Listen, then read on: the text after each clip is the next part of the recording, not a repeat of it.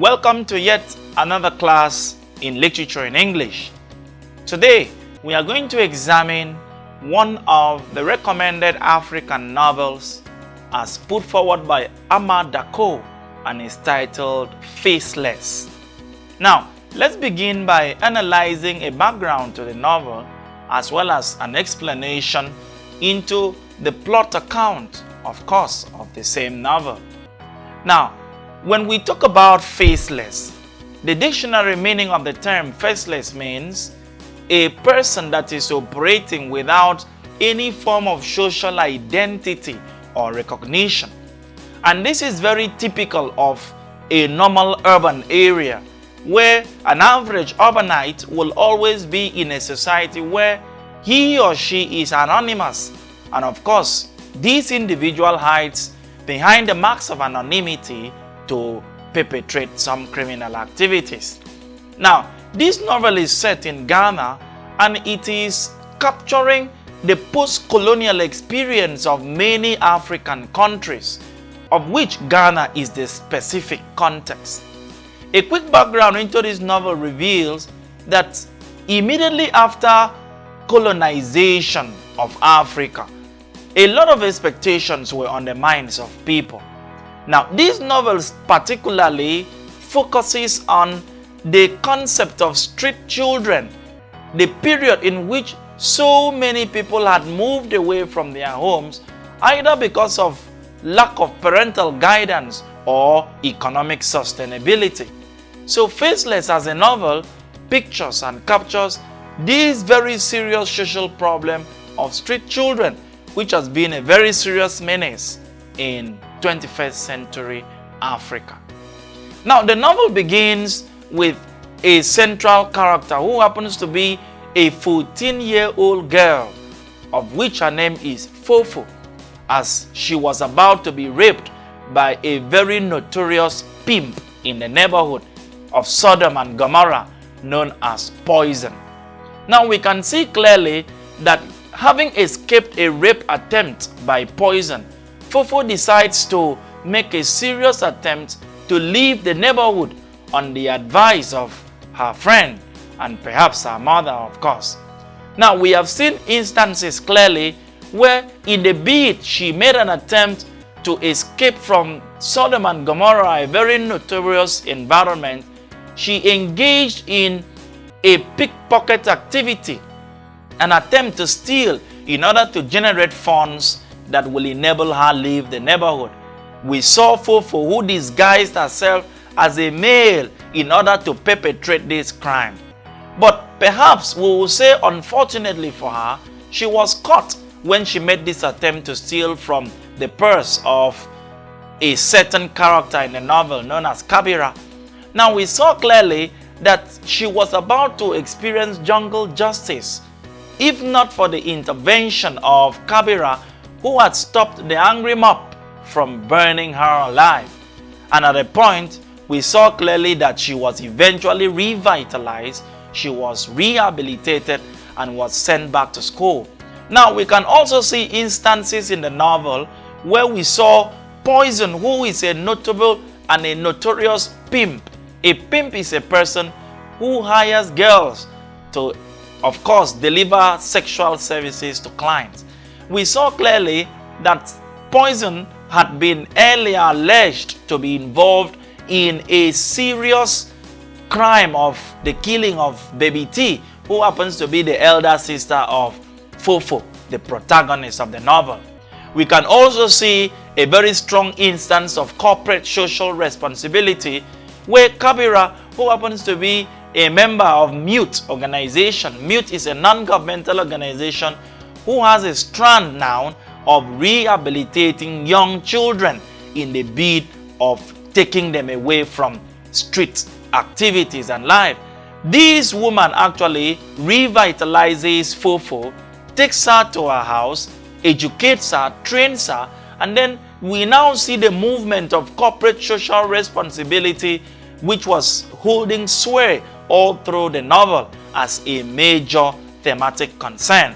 Now, Faceless as a whole features these experiences.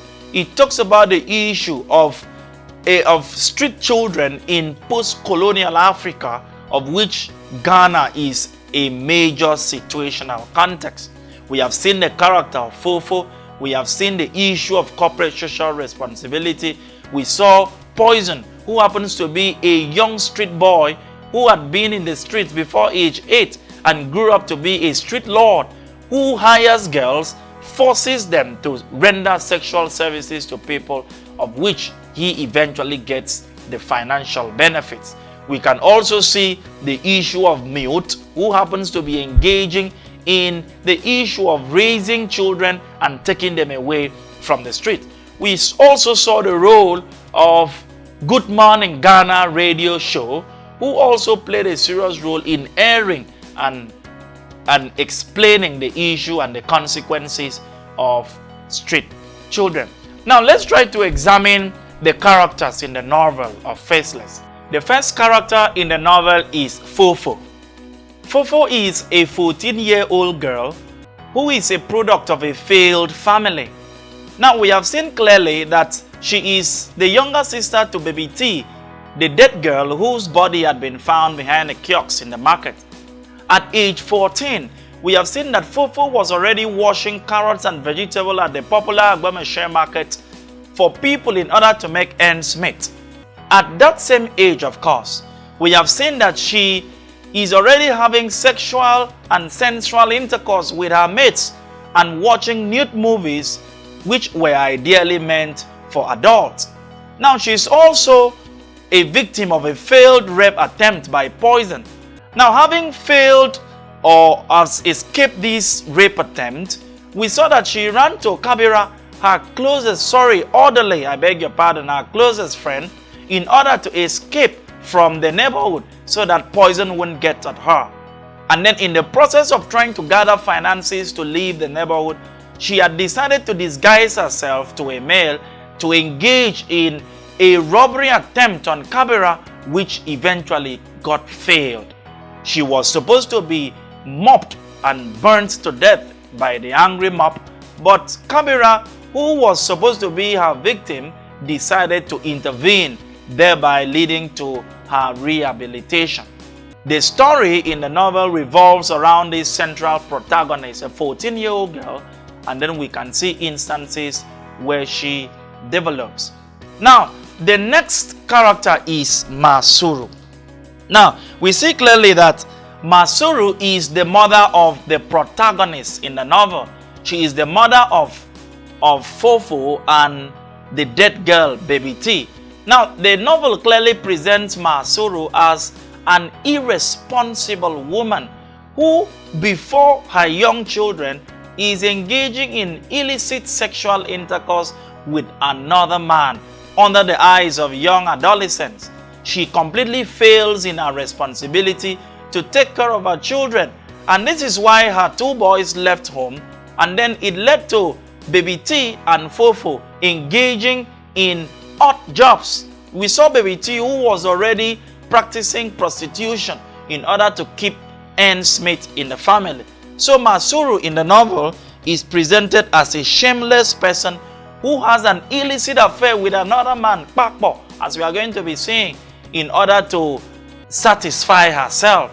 So Masuru is a typical epitome of an irresponsible woman, as we have seen in the novel. Now, the third character is Kabira. Kabira in the novel is an instrument of corporate social responsibility. She is a very modest woman. She is the one who was the victim of a robbery pickpocketing attempt by Fofo in the novel. But because of her kind nature, she stopped the angry mob by claiming that her goods were not stolen in order to save the boy girl. I use that term because Fofo had disguised herself as a male in order to save the young child. We saw that her service did not only end at the scene in the market. She had to take the young girl home who happened to live with her. She rehabilitated her. She reported her case to a non-governmental organization, Mute, and eventually we saw that the case against child labor in the country of Ghana was gradually gaining serious war against this very serious problem. And then we saw that Kabira is modest. She has a very good family. She drives a car. She is modest. She's respectful to her husband, Adede. And all these things were to the admiration of Fofo, who was the recipient of the care of Kabira. Kabira is seen as a wonderful person. She's seen as a modest woman. She's seen as a respected mother. She's seen as a noble wife, and every other relevant approving descriptions for a woman. Now, the next character in the novel is Poison. Poison is a notorious pimp. Like I had said earlier, a pimp is a person who hires the services of girls in order for them to render sexual services to men. This was exactly who Poison was. And we saw that a lot of girls were under his employ. We saw Baby T, who happened to be a dead character before the novel began, who was also in the employ of Poison. We also saw that clearly she made a serious attempt to conscript Fofo by attempting to rape her in order for her to replace her dead sister.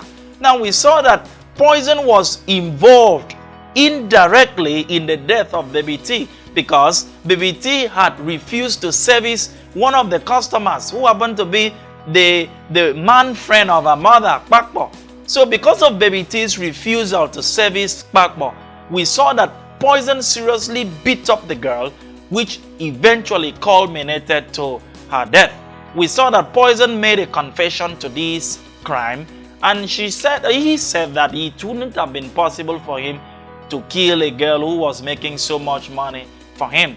Poison also is a product of a failed family. We saw that Poison left home at a very tender age, at age 8. At age 15, he was already a street lord. He began to gain sway and popularity. He was indeed a notorious and an unpopular person. Poison also is a perfect replication of the issue of street children, which was notable in Ghana. Now the next character is Baby T. Baby T is the elder sister of Fofo, the protagonist. We saw clearly that Baby T was trying to coach and train her younger sister in the line of prostitution and some minor pickpocketing activities. That is the truth. We saw that Baby T was trying to encourage her sister to overcome the number one enemy, which she was always referring to as hunger. You will not, as a person or an individual, blame these young girls because their families have failed, their societies have failed. They had to do whatsoever was available at their disposal in order to overcome hunger and stay alive. We saw that Baby T died in the novel, but we can say that Baby T died a good death because even though she was a whore or a prostitute, she was able to die by maintaining an altar of morality because she refused to render sexual service to a man who was also sleeping with her mother. We also saw instances that Baby T experienced sexual abuse even while she was in the house. The father, a supposed stepfather, was always making sexual advances and intercourse with her. So Baby T suffers a double yoke of both family failures and even societal disappointments. Let's look at the themes in the novel. The first is parental irresponsibility. Now, this aspect of parental irresponsibility is clearly obvious in the character of Masuru, who actually had showcased high-level irresponsibility because of her inability to take care of her children. The novel revealed that Masuru had 4 children, 2 girls and 2 boys. Now, those boys left home because of the level of sexual irresponsibility of which their mother was showing by sleeping with another man even right before the eyes of teenage boys. Another aspect of irresponsibility as put forward by Masuru was in her inability to provide basic economic satisfaction to her children, also encouraging them to engage in illicit sexual intercourse in order to gain money. All these are aspects of parental irresponsibility as put forward in the character of Masuru. Another dimension of parental irresponsibility can also be seen in the father of Masuru himself, who before the birth of Masuru rejected the child in the womb. That is an aspect of irresponsibility. Also, the genuine and cultural husband of Masuru had rejected her in the process of marriage. All these are dimensions of parental irresponsibility. We can only see that the only character, the only parents that did not express this was the family of Kabira and her husband Adede, who actually showed full responsibility over their children. But Masuru and the like were always expressing parental irresponsibility. The next theme is the theme of sexual abuse. Now, there are many instances in the novel that show how young girls have underwent sexual abuse and rape. The first is Baby T. We have seen that even in the house where she was supposed to enjoy some level of security, Makbo, who happens to be her stepfather, was engaging in sexual abuse on the girl. And in a long run, we saw that Baby T was also always forced by Poison to service and sleep with men. In fact, a lot of the girls in Poison's employ were always forced to sleep with men in order to gain money for him. So sexual abuse is a strong pointer and message in the novel. In the opening scene of the novel again, we saw that Fofo, the protagonist, a 14-year-old girl, had by chance nicked away from a rape attempt as was supposed to be put forward and administered by Poison. That's also an aspect of sexual abuse. So rape and sexual abuse is the order of the day. It becomes a normal thing in the novel. The third theme is the theme of corporate social responsibility. Now, two major organizations as presented in the novel have projected this theme. The first is Mute Organization, and the second is GMG Radio Show, which is Good Morning Ghana Morning Radio Show. Now, these two organizations are engaging in a very strong awareness against the issue of street children, the phenomenon of the street child. Now, we can see that Mute, as put forward or projected by the directors like Paul and also Kabira, were at the aim of reducing the issue of street children. Now, the character of Fofo was picked up as an example. Even while she made an attempt to steal from Kabira, Kabira actually rehabilitated this young girl and sent her back to school. And we can also see the role of Good Morning Ghana Morning Radio Show, who was also at the instance of projecting the awareness against the phenomenon of street children. These presenters like Paul seriously used his radio show in order to change and put up awareness against this very serious phenomenon. So corporate social responsibility is seriously projected in a novel. The fourth theme is the theme of fear. Now, fear here is very central to vulnerable people, most especially women in the novel. We can see that out of fear of survival, we saw Baby T making a serious attempt to engage in paid sexual intercourse in order to stay alive.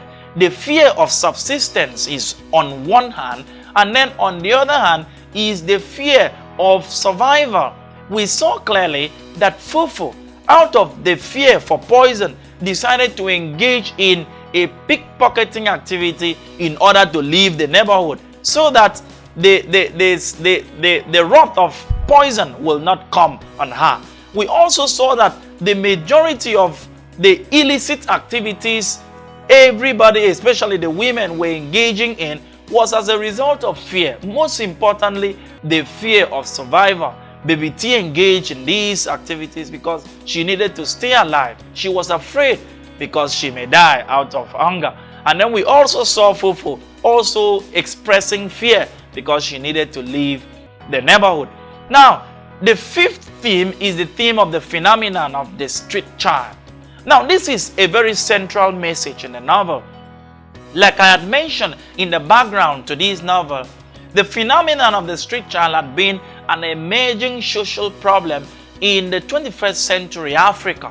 We have seen clearly that children are actually on a daily basis leaving their homes because of the irresponsibility of parents.